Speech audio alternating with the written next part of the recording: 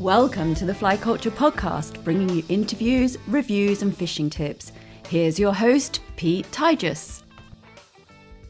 Welcome everyone to the very latest Fly Culture Podcast. This one's being recorded at the very beginning of May. We haven't heard any news about fishing at this stage, so perhaps when this one goes out, it will be a little bit later, that we are out back on the water again. So my fingers are crossed on that front.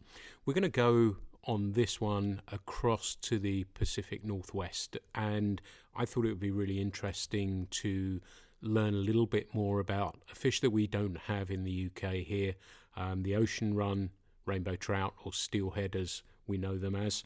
They're a fascinating fish. I fish for them a little bit. I've been lucky enough to catch a few. They're quite addictive as a salmon angler as well. They're a similar sort of thing. I'm swinging flies for them as well. I was really lucky to spend some time with our guest today who knows steelhead fishing inside out. He knows spey casting really well, and most importantly, he's really good company, and I think this will be a great podcast to listen to as well. So even if you don't fish for steelhead or have no plans doing so, I think you're going to enjoy listening to my guest today, who is Jon Hazlett. He's based in Oregon. We're going to learn a little bit more about his background, the fishing he does. He's a fishing guide as well, and we're going to learn a little bit more about that. So without further ado, let's start.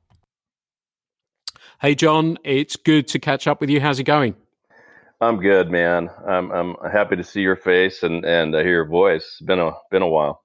It has been, hasn't it? We'll come on to that a little bit later, but it was great to spend time on the water with you. And as somebody who's been a fishing guide for so long, the thing that always made me laugh was that people ask me what I do, and I never liked saying to a guide, "Oh, I'm a fishing guide." So I never used to say anything. You sniffed me out in about 3 minutes, man. I think that's a skill set you need as a guide is reading people, right?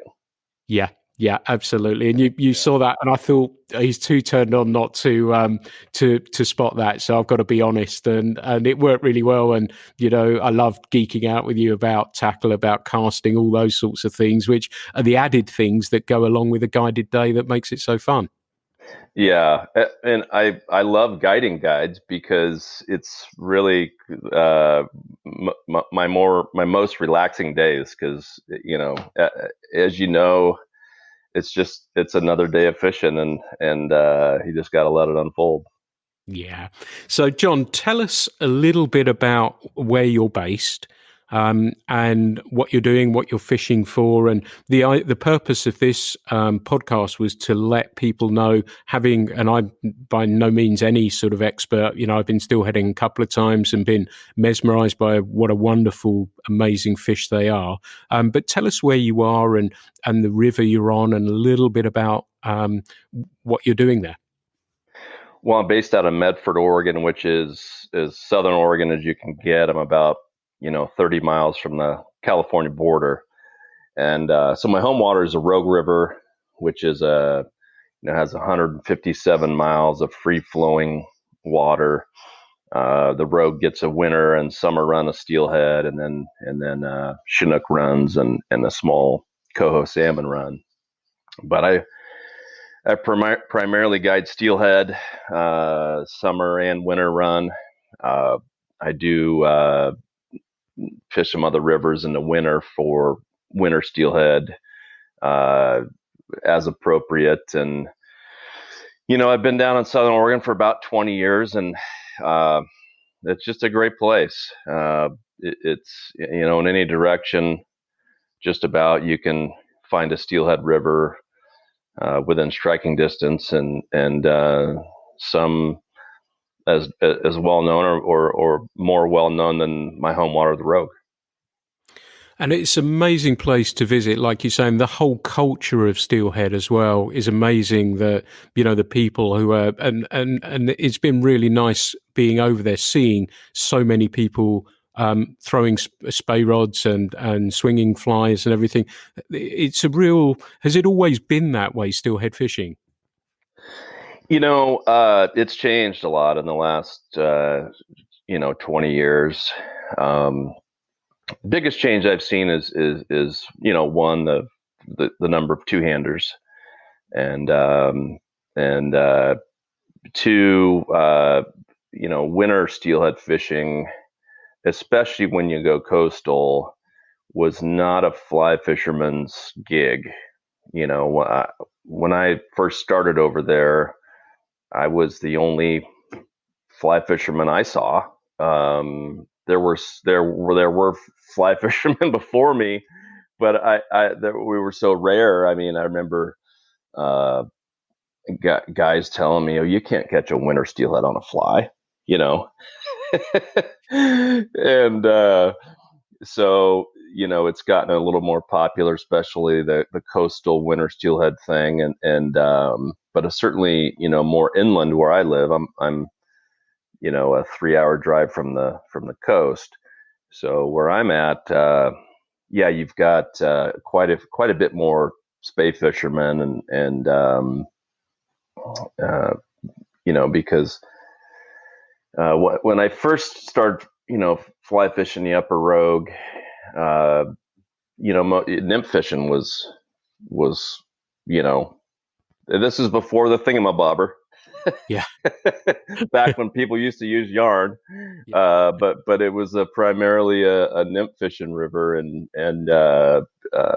two-handed fishing has definitely become more popular of late.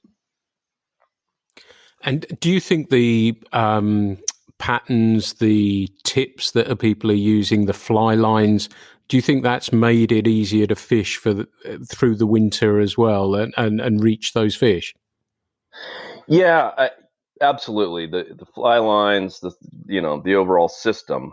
I mean, I think if I don't know if where you live, the word Skagit is, people cringe when they hear Skagit line, but um, the Skagit line has done a lot for the sport, not just as a fishing tool, but or shall I say short heads. Not just as a tool, but as a learning. They're just easier to cast. They're for the beginner, and it's made. The rods have gotten better, lines have gotten better, and it's just been better for everyone. And I know you've been spay casting longer than me, but I started on a Rio wind cutter. Yeah, me too. Yeah. 9140 in a Rio wind cutter. That was it. That's what you went and got. And I just can't imagine trying to teach somebody on a head that long, which by traditional standards isn't long, but so yeah, the short head has brought into play the beginner and the winter steelhead. No doubt. Yeah. It's interesting the impact it's had on me, and I, like you, have had Skagit. I remember the first Rio Skagit line that was all integrated as well, and fishing with that early on because switch rods had just come on the scene around that sort of time as well, and we were trying to figure out lines and how to best use them. But as we were saying off mic, I was talking about early season here. The water was big. There was a bit of colour. As you know, I like fishing those traditional patterns, and here that's what I'm doing. But in those conditions, I had to fish what I thought was appropriate. So I had a Skagit line on, a T, whatever it was, a Mo-tip with a T14, T11, whatever it was, and a black intruder on. And, I kind of felt like a steelheader even at home. Yeah. It's the word Skagit line just kind of goes hand in hand with steelhead, but we they don't have to. We've used similar systems for swinging for trout. So it's definitely changed the sport. It's brought a lot of people into it, and the thing about it is, if your first day spay casting, if you're not having fun, are you going to do it again? Mm. You know what I mean? Mm. So if you have some success, you're going to have fun and you're going to want to do it again. If you have to fight a Rio wind cutter, Yeah. You might not go back and do it a second time. Yeah. And I know my wife, when she started, that it was the casting that she loved doing so much, and that's still part of it. And fish happened to be a really happy byproduct of it, and stringing together a bunch of really nice casts that was really pleasing and brought her into it, funnily enough, rather than the fish. Yeah, that's a huge part of it, and it definitely is for me, and uh, for everybody. I have a lot of clients who, yeah, they get lost in the casting, and all of a sudden you get bit. But that's a huge part of it, and wading a river. There's nothing like wading a river. You have that that connection, that physical connection with it, and then you're trying to work on a skill set, and you get lost in that skill set, and sometimes you forget about the angling part. You can't wait to make your next cast, right? Yeah. Yeah. But that that's huge for me and a lot of people, and then you add on to it, a fly that you tied, and it can go full circle real quick. Yeah, yeah, yeah. So, Jon, let's take it, because we don't have steelhead or ocean run rainbow trout here. Could you tell us a little bit about steelhead and where do they go to feed? Do they go far? A little bit about that, and then when they start coming to the river, what sort of size they're starting to come into the river, just so we can get an idea and see. Because my sense is this is probably a little bit more comparable to salmon fishing than our sea trout fishing, which we fish for at night time. But I was just wondering if you could give me a little bit of background about that, and we can get a sense of the life cycle, I guess, of steelhead. Yeah, I imagine it's real similar to your salmon. Of course, they're born in the river, and the smolt, as they get to that smolt age, they'll either stay in the river 1 or 2 years, and then they make their run out to the ocean, and they may stay out there 1 to 2 years, and before they come back as a 4 to 10 pound fish. Now, there's a lot of mystery as to what happens in the ocean. Where do they go? How far do they go? Our steelhead, I'm told, in Southern Oregon, don't go far. And there's a Cape Blanco, which is on our south coast, which is the westernmost point of land on our coast. And I am told every river south of that, all those fish don't go north of that point. So our fish go south and mix with fish, and this is more our Pacific salmon speak, but our fish mix with fish from the Sacramento and the Klamath. And now our steelhead, I'm told, stay a little closer to home, and we do have this weird anomaly that happens here, and it's called the half pounder steelhead, which is known as a resonant steelhead, so to speak. So there's a half pounder component, and I'll explain that as best I can. So some of our steelhead have a half pounder life history, as opposed to the normal, 1 to 2 year in freshwater, 1 to 2 in salt. They come back as an adult, where these fish, they go out as a smolt and they don't stay out a year. They're only out, they'll go out in the spring and they'll come back in the fall. So they don't grow as big. And they'll come up river, not as far. And then they'll go back out again and they'll come back in. So they don't grow as fast. But when they come in, they're little chrome, 16 to 18-inch fish. And they kind of behave more like trout. You can get them on, you can catch them on trout flies. And they'll eat anything, actually. But so would that be kind of more equivalent to do you call it a grilse? Yeah, absolutely. Yeah. So just the Rogue River uh, the Klamath, and then a couple smaller rivers in Northern California gets what's known as a half pounder. So we have that component to our run. So if you and I fish the upper Rogue, you catch a 26-inch wild steelhead, you don't know if that was your standard steelhead or if it had a half pounder life history. So there's a little bit of mystery there.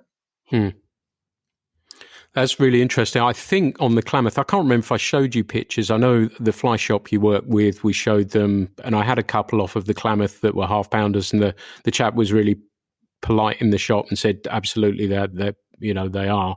So there is a difference comparable to what you were catching, or we were lucky enough to catch with yourself as well. Yeah, for sure. Yeah. For sure. So what is it that does it for you steelhead wise? Has it always been a fish that's been on your radar that you've grown up in and around, or is it one you came latterly to that because they are a pretty stunning fish? And what is it that ticks the box for you about them? I think it's the total package. We talked about the casting part, and that's a big part of it. But like any fishing, it's the places it takes you, and the challenge of it. I'm also an archery hunter, and I compare, two-handed spay fishing for steelhead. It's like archery hunting, and so the challenge of it. The reward equals the challenge. So that's a big part of it, and the people, as you've been in this game a long time, and the people you get to meet along the way is a big part of it, and then for me, guiding and doing instruction and that kind of thing. I love teaching. I love to take somebody from point A to B and beyond. So, all guides fish vicariously through their clients, and so that's a big part of it for me. Yeah, we're going to trace your career in fishing a little bit in a second, actually, but the interesting thing for me is that you only guide fly and you only guide spay. Was that a conscious decision? Was that something you really wanted? Did you want to specialize in it, or was it also a case of that you're so passionate about it that's what you really wanted to do, rather than, like you say, throwing a nymph under a thingamybobber and seeing what happens? Yeah, it was a conscious decision I made probably too early in my guide career. But I just before I put a gun to my head, I had to quit fishing from the boat and I've got nothing against nymphing and indicator fishing. It's actually very technical, and I actually think it's fun. But guiding it didn't do it for me, and so yeah, I would say, I don't know, probably 15 years ago, I just said, all right, I'm done. This is it. I'm going full spay. And it just wasn't popular enough at the time because there weren't that many, full on spay guides, in the West at the time. If you can believe it, there's a lot now. Yeah. And there weren't that many clients. And so you're trying to either introduce people to it, and so I lost a lot of clients and opportunities, but I'm so glad I did it, because it really forced me to, and I wanted to, but it really forced me to just go all in, and I struggled for a couple of years to keep a calendar, but hey, here we are. We made it, right? We made it. And that's really, you make a really important point because, you know, you're out there doing it every day and it's got to be something you're passionate about. Otherwise, if you're just going through the motions, you're not doing yourself justice and you're probably not doing your clients justice either, really, are you? No, definitely not.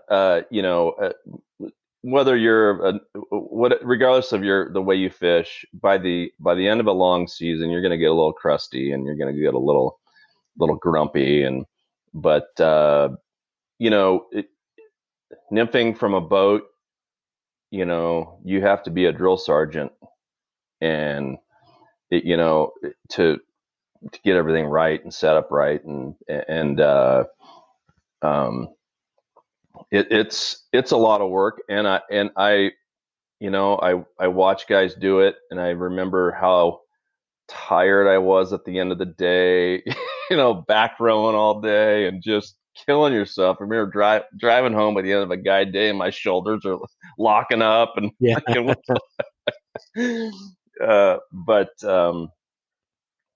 yeah, it by the end of October, it's I just hated it. I just hated it. So I was ready to say, okay, we're done. We're all in. We're all in with a two-hander, and best thing I ever did. And I think looking back, I suppose that you were probably in the guiding fraternity seen as a trailblazer, pushing the two-handed fishing and guiding and instruction. Well, if I was, it was just pure luck or whatever. I don't consider myself a trailblazer. There's definitely guys that in my area that I've always looked up to that did it before me, and I was just lucky to get in the game a little earlier than most, and at least in my part of the world. Cool. Well, let's take you back a little bit further then. And where did your fly fishing career actually begin? Was it on the Rogue? Was it in Oregon? Well, I grew up in the Dalles, Oregon, and if you looked at if Oregon is a sort of a square rectangle shape, the Columbia River runs on the northern border between Oregon and Washington, and the Dalles is right in the middle, top middle, right on the river of that. And so I that's about 6 hours from where I'm at now, other end of the state. And I was introduced to fly fishing when I was young, and but yeah, I didn't catch my first steelhead till at least not on a fly till I was in college. Right. But as far as how guiding started, my best buddy from college had started guiding in Alaska, and I went to Oregon State, and there was a fly shop there that was kind of a pipeline for this lodge in Alaska. It was called the Scarlet Ibis, and the lodge owner was from Oregon and had a connection with the shop, and my buddy had guided there for 3 seasons, and he'd become the head guide, and so he basically got me my first job at an Alaska lodge, and I was just there for 1 season, a brief one, and which I got fired. I was leaving that open, John. You didn't have to say. I don't know if you and I talked about this already. Oh, yeah. Oh, we did. Okay. Yeah. And so, I don't know. Maybe we'll save that. If I ever write a book, I'll give full disclosure. But so I thought then and there, oh well, that's done. I'll never do this again. And so my same friend, his name's Chris Lida, and he's still one of my best friends, lives about 5 hours from here. But so he he's actually gotten me fired twice, and I'll tell that story too. But so he, one of the clients that would come up to this lodge, it was called Rainbow King, the Alaska Lodge. So anyway, one of the clients had a lodge in Colorado, Elk Creek, where you've been. We've talked about that. So he basically got me a job out at Elk Creek, and also in college I bartend. So I went out to Elk Creek as a kind of front of the house bartender, serve dinner, and then kind of work into the guiding part. So my first year out there, I did a little bit of guiding and poured a lot of drinks, and then ended up uh, guiding full time out there for 2 more years. In the meantime, I met a girl from Southern Oregon. Who I met in Bend. I lived in Bend a little bit after college, and anyway, so she ended up out in Colorado, and she was from Southern Oregon, and so we started to winter down here in Southern Oregon, and that was my introduction to the Rogue River. So she and I didn't last, but I stayed, and And it was the steelhead that kept you there. It was a steelhead. Yeah. Now, it's really, you mentioned, as I said, Elk Creek Lodge, and that it's interesting for a number of reasons, actually. That how many years ago were you there? Because I was trying to figure it out today, and if our paths cross, how many years ago was it? I think I was there, 99 to 2001. Or 98 to 2000. I can't remember exactly, but it was right in there. So, and I reckon I reckon we might have I reckon it was 24 years ago I was there. Okay. And it was the first fishing trip. I went on my own, and there was no internet. I had no idea how to book a trip. So I just booked a trip and went out there on my own, and it was quite a nice place. And I don't know that they knew what to make of a guy turning up with bleached spiky hair, fishing from dusk till dawn, going onto the ponds after the creek that ran through the lodge. They were having things for dinner I'd never even heard of before. Oh yeah. I mean, it was a 5-star first class place, and they did everything, over the top there, and they had quite a prestigious client base. So and me and you.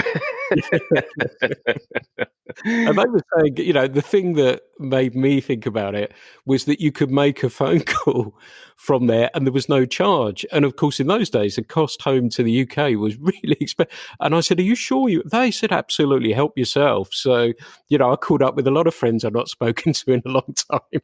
But the other reason for it was that the head guide there, who I know you'll know, Mustang Ted Rylan, and he didn't guide. He was guiding important people, and I had a young guide with me, Cal, and we had a great time. There was just the two of us, and we just had a fantastic time. But Ted, I think, put the thought in my mind, and I'm sure he was being polite to me, but he said to me, I met him one lunchtime. We were in the back of nowhere on Marvin Creek, wherever it was. And he suddenly pulls this barbecue out from behind a tree and says, "How do you like your steak?" And it was just, mind blowing. And I've never been anywhere like it since. But he said to me, "When you come back to work for us," and I think that was the first stage or the first sign that I ever thought, "Do you know what? I love this. I wonder if there is a career in there." And it was him who first probably put that seed in my mind many, many years ago. Oh, that's cool. If I, of all the guys I met and worked with out there, if there's one guy I would want to fish with again, it would be Mustang. Hmm. I mean, he was, yeah. If you could write a a resume or a description of the guide. Well, at least if I could, maybe not everyone. He's a guy I want to fish with. He's so. Is that how soon after that did you go home and start guiding? It was a little while, but the thought was there. I just so bought into, and on previous podcasts, I've talked about how my fishing, my guiding, everything was based around the American model. I literally bought a pickup truck. I started listening to country music. I bought at the time a rod from Jerry. There was a store in Grand Junction. Jerry there, and I bought a rod from him, and the whole thing was, starting to come to me about that culture and how cool fishing to me appeared, given how it was perceived in the UK as a societal thing. There, you only aspired to fly fish and stuff like that, and that's when it started to me. I thought, this is really, really cool, and I want to do a whole lot more of it. Yeah. My Alaska guide job. I think the term guide, especially if you're new, the term guide used loosely because you do everything, from, painting and fixing and maintenance. But when I went to Elk Creek, I was really green. And that to me, or that experience, because all the guides there guided in Florida, guided, here, there, everywhere, and been guiding for some of them decades. And going there so green, I really realized how inexperienced I was. And I had some great mentors, and just casting with some of those guys, I was like, oh gosh, I need to get some things done here. I got some work to do. And so that was probably really what propelled me forward the most, was that experience there with so many guides that just had it together. And I don't remember if it was after my first season there. I think it was. I was in Bend, Oregon at the Deschutes Brewing, and I ran into Brian O'Keefe. Wow. And I was with my buddy who got me that job out there, and we were telling O'Keefe what we were up to, and he says, "You're at Elk Creek," and he says, "That's guide retirement." Because it was basically 9 to 5, Monday through Friday, or whatever the changeover days were. But it was, it was, private water. It was a pretty slick program. And so that was a great experience for me. And I had some really, really good mentors out there. Cool.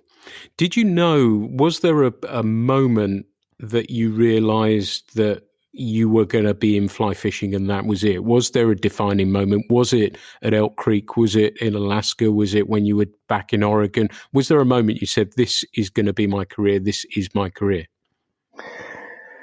I can't remember the moment if there was one, but it definitely, if it happened, it did at Elk Creek, and how that segued into Oregon. And I might have told you this story on the river when we fished, but Brian Geese from Flywater Travel, which is, they're based out of Ashland, Oregon, here, just 10 miles from me. Brian Geese came out to Elk Creek, and they were in their first year of business. And he'd come out to check out Elk Creek as a destination for him. And he said, and he knew I was exploring the Rogue River in Southern Oregon and wintering there. And he said, we could use another guide on the Rogue River. And he said, you should talk to Ken Morrish. So Ken Morrish and Brian Geese are the founders of Fly Water Travel. And so I talked to Ken on the phone, and Ken said, well, if you're going to be a steelhead guide, you need to learn how to spey cast. And so I asked him, well, what do I need to do? And he said, buy this rod, this line, this rod, this line, this reel, these 2 videos, and go figure it out. And so, that's I guess a tie into when I first picked up a 2-hander, and maybe that's the moment that thought, yeah, I could make a career out of this, and maybe even year round. Yeah. Really interesting. I just want to circle back a tiny bit, because I think it would be great to mention as well. And when you said you were at college, that football, and you played football to a really high standard as well, didn't you? Well, that might be an exaggeration, but so I went to Oregon State for a couple years, and I was in a fraternity, and I, full disclosure, my grades weren't so hot, and so my parents basically cut me off, and they said, we're not supporting you going to going to school here anymore. So I had to eat some humble pie, and I went home, and I went to community college. Right. And at the time, I wanted to go into law enforcement. Yep. If you can imagine. And no. My hair was much shorter then. Right. And they said, if you get a 4 at community college, we will help you go to Western Oregon, which is a small college in Monmouth, Oregon. And so I had a buddy going there, and we came up with this stupid idea to try out for the football team. So we knew that there was this physical, to make the team, you had to at least pass what they call the Wolfpack run, which was you run up and down the field from the 10 to the 20 and back to the goal line and back to the 30, and we got back in the gym, and we started working out. And so I went to Western Oregon. I was back in shape, tried out for the team, and I made the team, and I ended up playing there for a couple of years. And, as far as a sports, experience for me, it was incredible. And so I was lucky to be on that team, that environment. And so I did play for a couple of years at Western Oregon. Cool. Yeah. And you were quarterback, were you? Yes. Yep. Nice. Yeah. Nice. So that's the real cool one as well, isn't it? Well, I mean, the quarterback is either the hero or zero. Yeah. And so,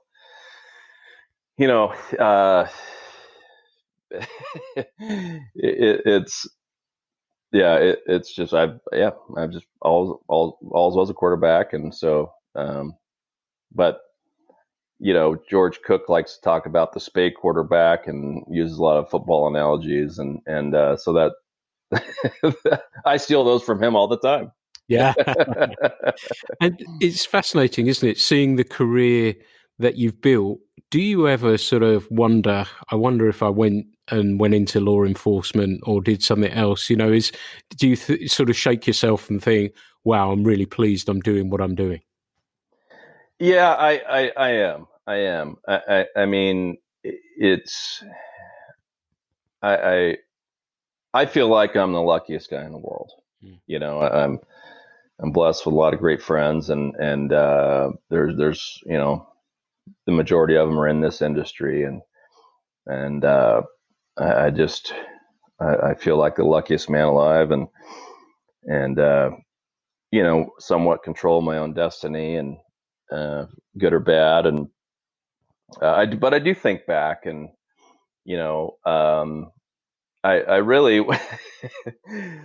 I really I think the reason I wanted to go into law enforcement because I watched a lot of Miami Vice episodes growing up as a kid, and I wanted to be Sonny Burnett Yeah. or Yeah. Sonny Crockett. Sonny Burnett was his undercover name, but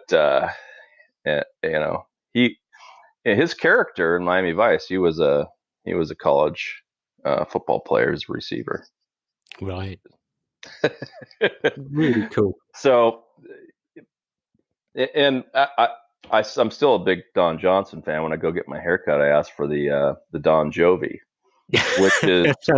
which is if you mix John Bon Jovi and Don Johnson's hair, that's the Don Jovi.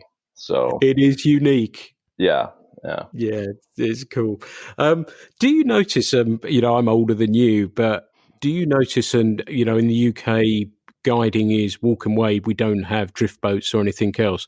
Do you notice, though, as you get older, that wear and tear of being on a drift boat? Because the way you guide, obviously, is you take people down the river, pull over at the pools, the honey holes, wherever it may be, and then you're back on again. Do you notice as you get older that starts to take a little bit of a toll on the body come end of season? I think the fact that I don't have to back row all day has definitely helped. I'm usually pushing down to the next run, but I still jump out of the boat. It's a little more calculated now. And I don't wade as aggressively as I used to, but I'm lucky my elbows, shoulders, and knees still feel good. So I think in a way it's kept me young, walking on uneven rocks all day, but I feel pretty good at 47. Cool, man. That's good to hear. So coming back to the casting again, and you said, they said buy this rod, buy the line. I guess there weren't so many people showing you how to spey cast at the time. There probably weren't a whole load of resources, like you say, videos or whatever it was at the time.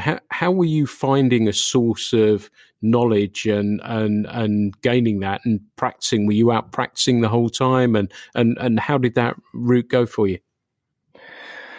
Well, at the time there was 2 Rio videos. There was the beginner one with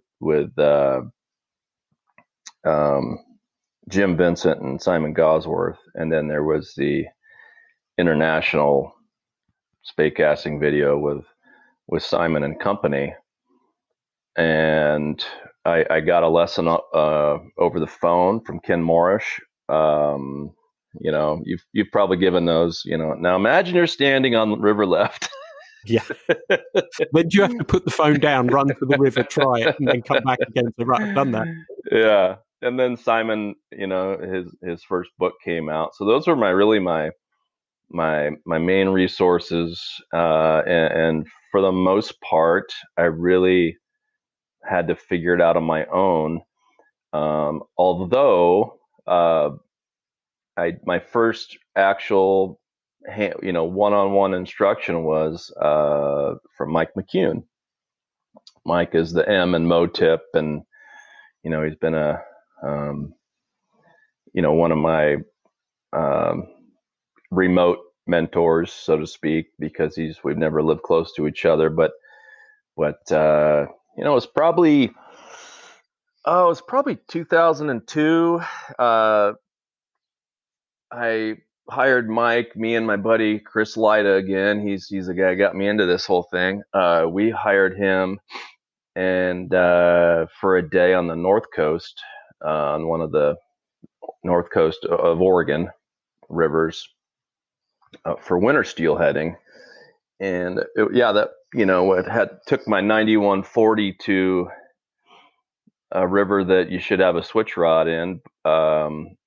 But I'll never forget it. We had aspirations of fishing some bigger water, but there had been a bunch of rain and snow, and rivers were blown out, and there was one little coastal river that was clear, and I mean, it must have snowed 6 inches that day. And there was things that we did that day I still remember.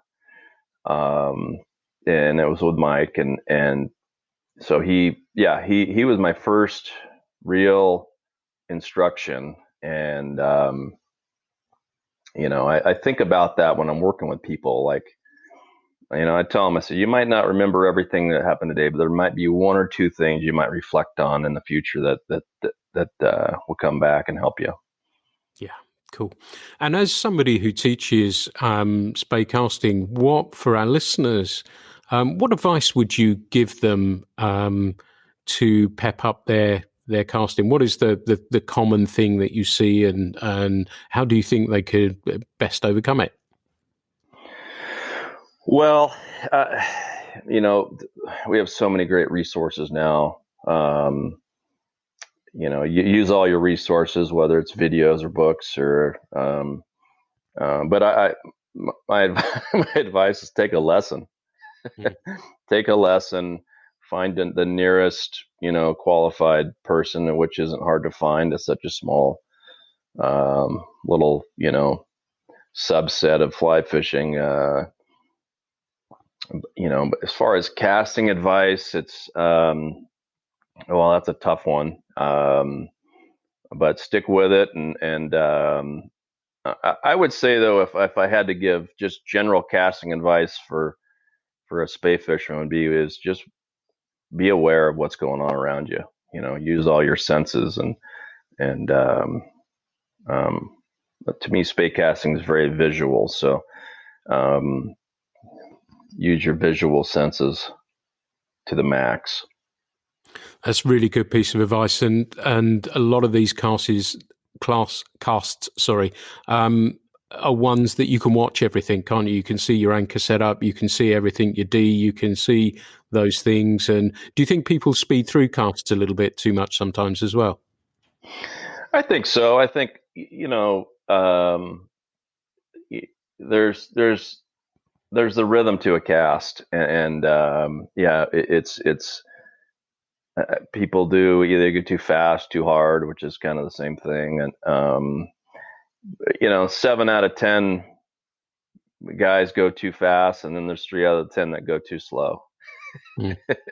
If they do one or the other. Some people just have a natural rhythm. Yeah. But use your resources and do it. Go. But take a look. What is your favorite spey cast? Oh, that's a tough one. I'll find different grooves with different casts. I love the touch and go, the splash and go casts. In part because, at least where I live, our floating line window is narrower. Winter steelhead, we're not using floating lines. Our summer steelhead window for floating lines is about 3 months, and then it's, we're using sink tips and Skagit lines. So I love, I love this when I'm in a good single spade groove. It's hard not to love that cast. That's the answer I was looking for. I think it's the most beautiful cast there is in all of fly casting, in my humble opinion. I agree. I think the most underrated cast and one of the least popular but most common casts is the double spey. Because we're doing a lot of sink tips stuff here, we're doing a lot of double spays and snap tees or sea spays or whatever you want to call it. And people really love the snap tee, sea spey, and I think because of the rhythm of it, and the double spey, I think, is the most underappreciated. So once you find that double spey groove, and you can get as much power out of it as you can a snap tee or sea spey, I think that's just the coolest cast. Cool. Seems like we're geeking out on casting yet again. And it's really, while we're on that, it's interesting because you have these sort of claves or get-togethers, don't you, where people like yourself, like Simon, Way, if he's still on the scene, are demonstrating casts, and you're getting big turnouts of people to see these things as well, which is really cool, isn't it? It is. This would have been the 20th year of the Sandy River Spay Clave, which is the biggest, in the States here. And that event single-handedly has done more for me, be it my education, connecting with people, my career opportunities. I've gone to that event at least 15 years. And, when I first went there, I was watching Simon Gosworth and Wei Yin. And in the early days, it was a more international event. We had guys like Andy Murray and different guys come. And then, the first year I got asked to do a presentation there was and every year after that, it was just, I never felt, more honored to do something. But the turnout at that event is incredible. And it's really done a lot for our sport here in the Northwest. And then the shop I used to work for, which is the Ashland Fly Shop, we started an event 4 or 5 years ago called Rogue on the Fly, and down here in Southern Oregon, and that's slowly grown into something. But yeah, those events are great, and there's trout spay claves in the Rockies now, and certainly other spay claves and spay-orama and different things around the States. So those things have definitely stoked the fire in a lot of people. Yeah. And how many people are attending these sorts of events? Well, the Sandy Clave, definitely, throughout a 2-3 day event, 800 to 1,000 people. Bloody hell. Wow. Yeah. So that's extraordinary. And it must be a great opportunity for manufacturers and everything else. And I think it is now super important, isn't it, after what we're going through at the moment, that to be able to support these and these events, getting the opportunity to try all these different rods and line combinations out, I guess. Absolutely. You go to one of these events and you can cast any rod line combination on the planet. And yeah, for the consumer, it's just an incredible event. And for a guy like me, I can go cast all the, newest Sage rods and Rio lines and whatever else, and things that maybe I don't have or just hadn't got my hands on, and then, have a feel for it. And so, yeah, without these events, I don't know how people will get that hands-on information. So it's done a lot for the sport. Yeah, they're impressive numbers, aren't they? And that brings me on to, how does fly fishing feel to you right now in the US? Is that in a good place? We're going to come on to the fish side of it in a minute, but how does it feel as a community? Is it in good shape? The present, obviously, situation aside, how is fishing looking to you right now? I think we're in good shape. The biggest concern is getting young people into the sport, but it seems like it's become cool again. And maybe, a big part of that social media. and that's a whole different topic. But um, but what I've really seen is a surge of women coming into the sport, and they're a lot more organized than us guys. Better casters a lot of the time as well. Better, yeah, exactly. Mm. So, yeah, I think we're in good hands, and I think the future's bright. Cool. That's good to hear. You mentioned Sage and stuff like that, and you are an ambassador for Sage, which there's not many people in the world. So I think that, you underplay your incredibly modest guy, and I think that's worth mentioning that you're an ambassador for them. How did that work out? How did you that role come about for you?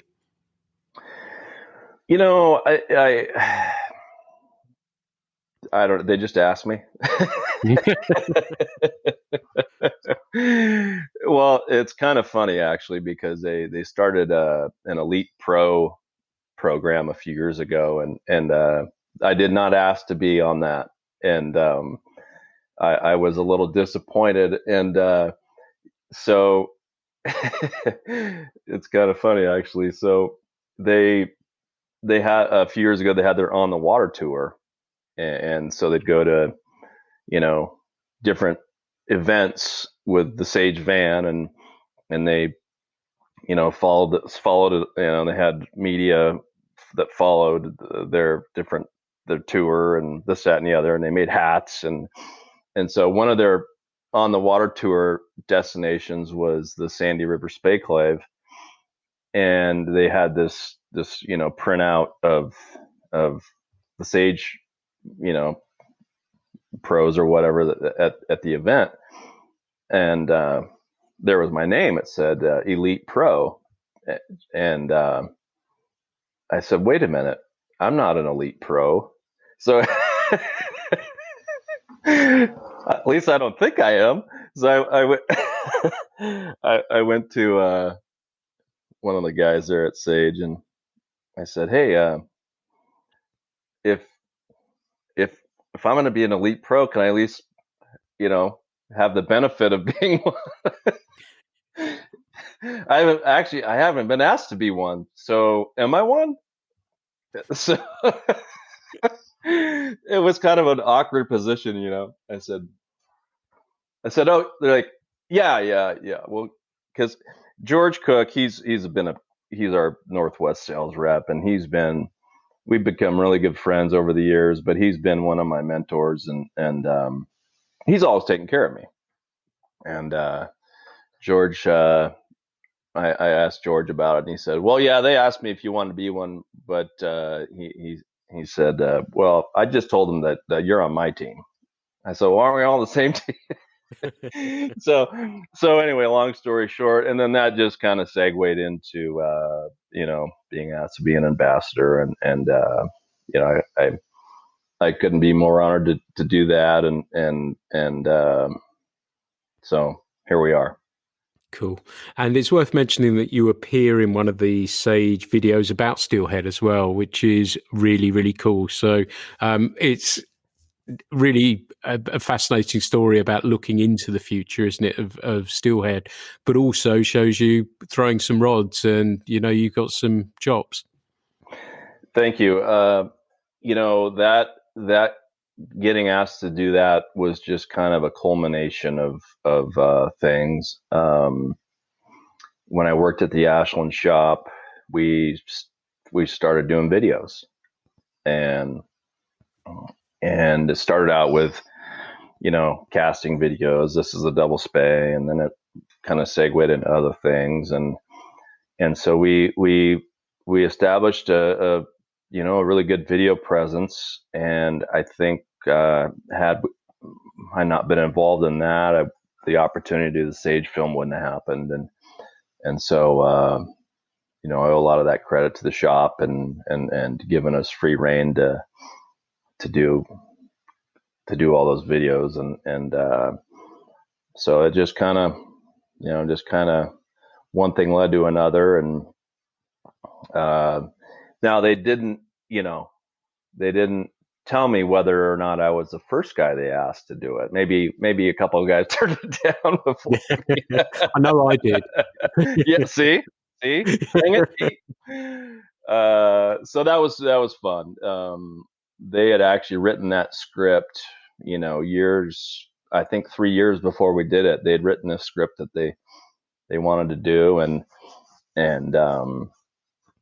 it just so happened that they suckered me into it. So it was fun. It was good. It's definitely worth watching, though. It's amusing, and it's a lovely story as well. And that brings me nicely on to the fish and what sort of shape are steelhead in right now. I know at home we've got issues with salmon runs, and after seeing you headed over to the Deschutes, and the people there were saying it was tough going for fish and everything else. How does it feel to you, and how does the future look for steelhead? There's some dim spots and there's some bright spots. The Deschutes is part of that whole Columbia River drainage, which has had some tough years of late. We are far removed from that region, and so like we talked before, our fish stay pretty localized. They don't go north of that Cape Blanco, and so they're in a different ocean. So we've been pretty lucky down here to have pretty consistent runs, with ebbs and flows, but definitely has been a bright spot in the West. We have our challenges here, but we're doing okay. We're doing okay. Just to the south of us, we've got the whole Klamath system, and there's 4 dams slated to come out within the next couple of years on the Klamath, so that's really exciting. And within the last 10 years, we had 2 dams come out on the Rogue. Both dams had fish passage, but really antiquated fish passage. In fact, the day you and I fished, we floated through one of those old dam sites, right? Towards the end of the day. Yeah. Towards the end of the day. Yep. And so just to see that habitat open up, and we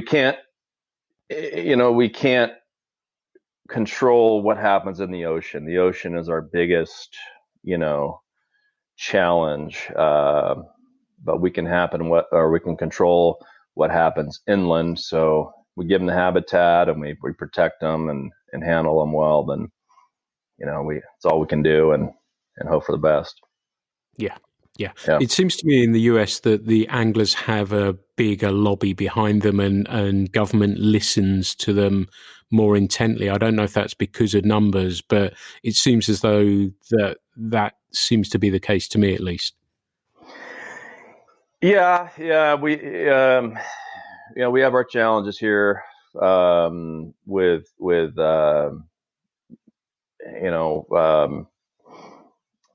regulations and the culture of kill.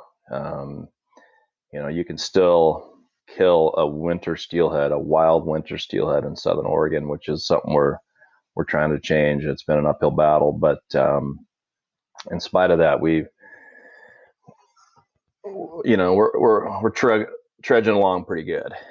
Good. And it seems as though your numbers of fish are good for, we had an amazing day with you, and I noticed that more people from the UK are travelling over to fish for steelhead. It may be the rivers here that they went fishing. And are you seeing more people from Europe or UK on the water?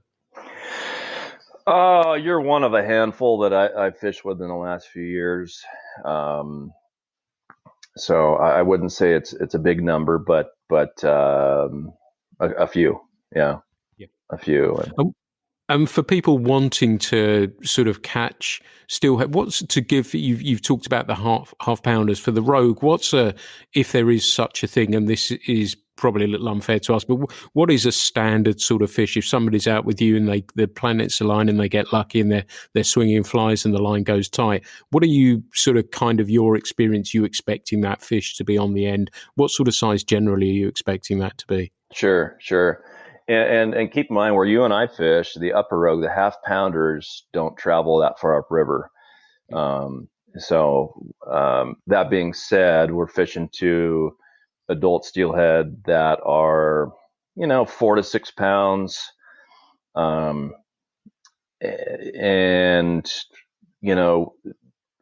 every year I'm getting a handful that are 28 to 30 inches.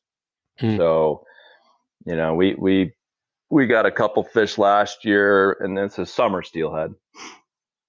30 to 32 inches, which is a big summer steelhead for the Rogue River. The Rogue is not known for big steelhead. So you start pushing that 10-pound class, that's a good fish for us. Yeah. And do they eat dries? Can you swing, dries? Absolutely. It's not known for it, say like the North Umpqua is.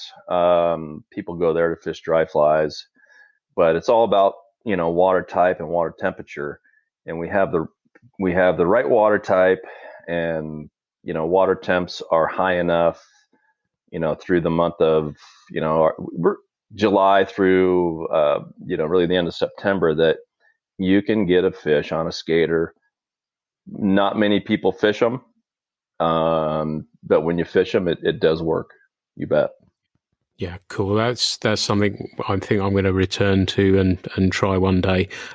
We've geeked out about tackle when we met. We've talked a little bit before. Have you got a Hall of Fame piece of tackle? What's your one piece that will never leave your side or the rod rack? Well, there's so much. The new stuff is so good that I could name 5 rods right now that I'll never get rid of, that are in the current Sage lineup. But there's a legendary rod known as the Death Star. That is the Sage TCX 12.5-foot 7-weight. That was the only rod I know of that ever got an actual name other than the number that's on it and the model. Yeah.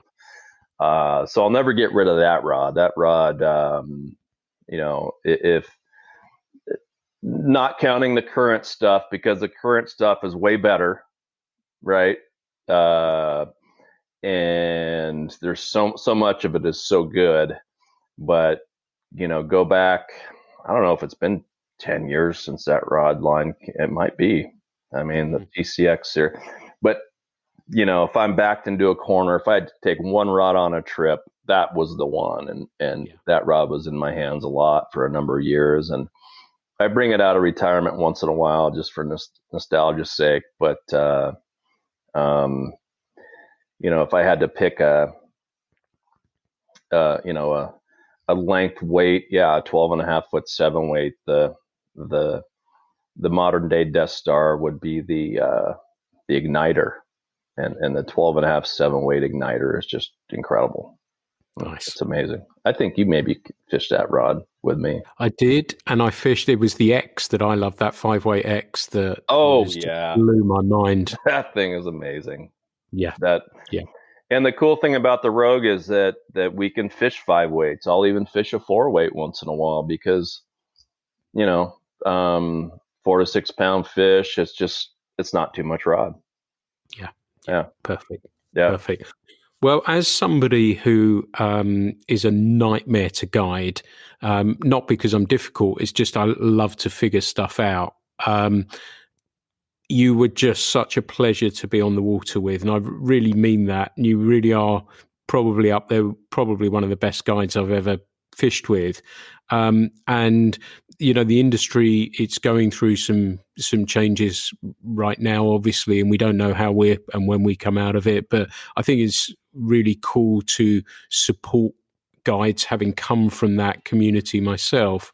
And it would be I can't recommend you highly enough. And, you've not chased me down asking to be on this or anything like that. I wanted to speak to you about steelhead, and I had such a good time with you. And if somebody wants to head out to Oregon and go and fish with you, how do they get in touch with you, Jon?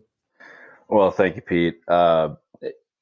You can find me at spaylesson.com. And all my contact info is there. It's Jon, which is Jon, Jon at spaylesson.com if you want to send me an email, or I'm pretty easy to find. So can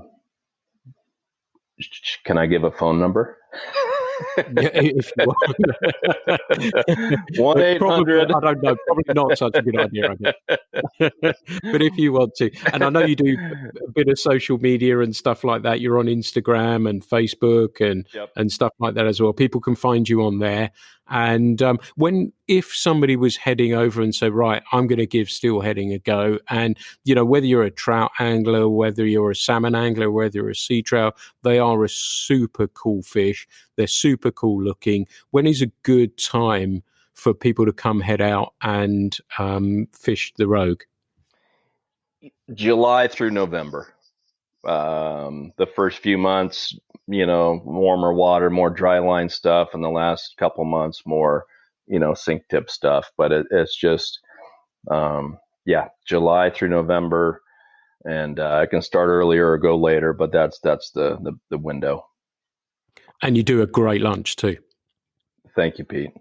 Yeah, I enjoyed that. I put far too much weight on after that as well. So that was really cool. He's great company, knows his stuff. If you want to learn a little bit more about spey casting and stuff, it sounds like an advert. It's not meant to be. I'm calling it as I see it with these things, and I hope if people are considering steelhead fishing, they'll look you up, Jon. Jon, we've spoken for well over an hour now. It's been fantastic. We've gone all over the place, and it's been great to catch up with you again.